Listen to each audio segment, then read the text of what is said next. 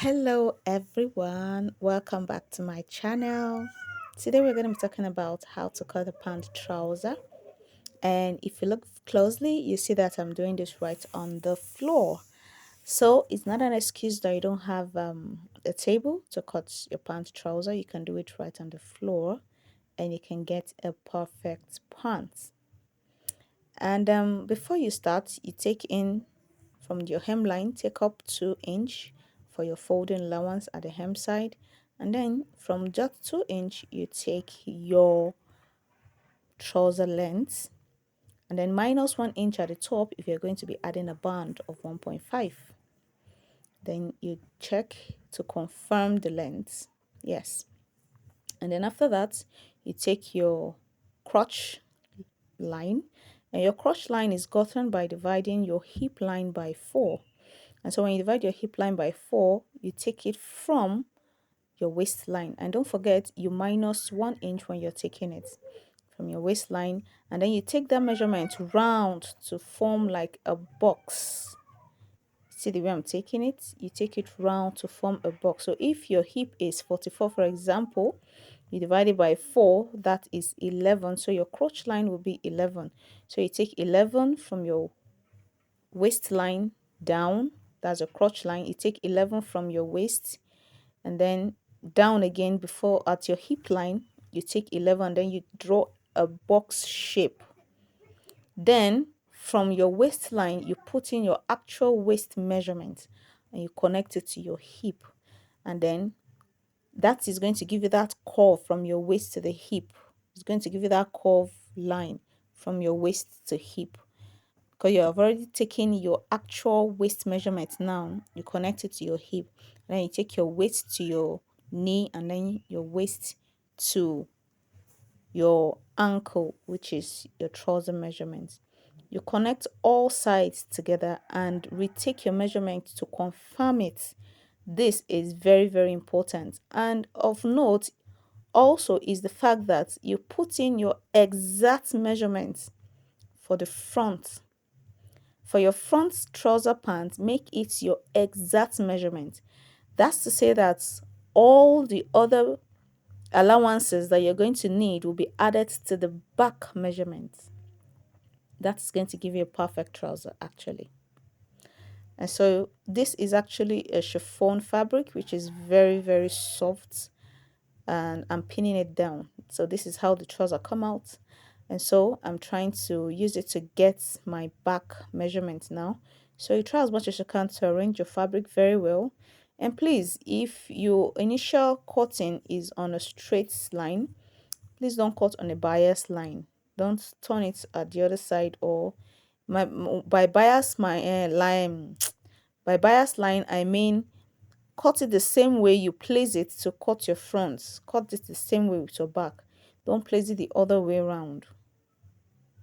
Don't cut it horizontally, I think. Don't do that. So you put it across and vertically across from top to the bottom, and then from the hem line, which is the downside, I'm adding 2 inches from the down, and then at the crotch line I added 3 inches or 3.5. And if you see the way I'm placing my curve there, I'm not placing it too much to get a whole bunch at the bum side, or at the butt side rather, but I'm trying to get something that will give me a fitted trouser, not too tight and not too loose. So try and have a proper curve placement at that side of the back. And so this is me cutting it out after adding all the necessary allowance. And you see that at that point, that crotch side, I added 3.5 there, and I curved it so well to get that. And so you see I'm pinning it down.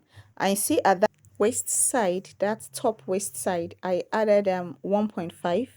Depending on the butt size, on the waist size and hip size, you can add 2 or 2.5 and then curve it out to meet the front waist line. So you have a trouser like this. So I placed the fronts because there's this particular style of trouser I want to make. I want to make the front to be palazzo and then the inner to be a straight trouser. So I'm making two trousers in one, two pant trouser in one. So you can see the way I'm drawing. I place the front of the straight trouser to get my palazzo pants. And so this is what I am getting out of it. After tracing it out, I'm going to get the same crotch line. It's the same crotch line, of course, because it's the same trouser. But though from the hip side downward is going to be flay. So this is what I'm trying to make. I'm trying to get a straight line there, and then I'll take it out like this. So by the time I'm sewing from the inner side of the trouser, that's the crotch line to the ankle side, I'm going to sew the two together. That's the four of them together now.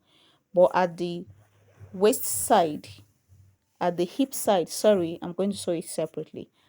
You're going to see the final look when I'm through. So I'll do the same thing to the back. As you can see, I'm going to be adding zip to the back of this trouser. And since I've added all needed allowances to the back, I think I don't really need much. I went up by 1 inch at the arm side to get a perfect fit. I did the same for the front, and here I'm trying to get the pockets and then the waistband. So that's it. I'm going to show you the final look. Please like and share my videos for more. Thank you for watching. See you in my next video. Bye for now. I'm going on during this time. I feel there's no one to save me.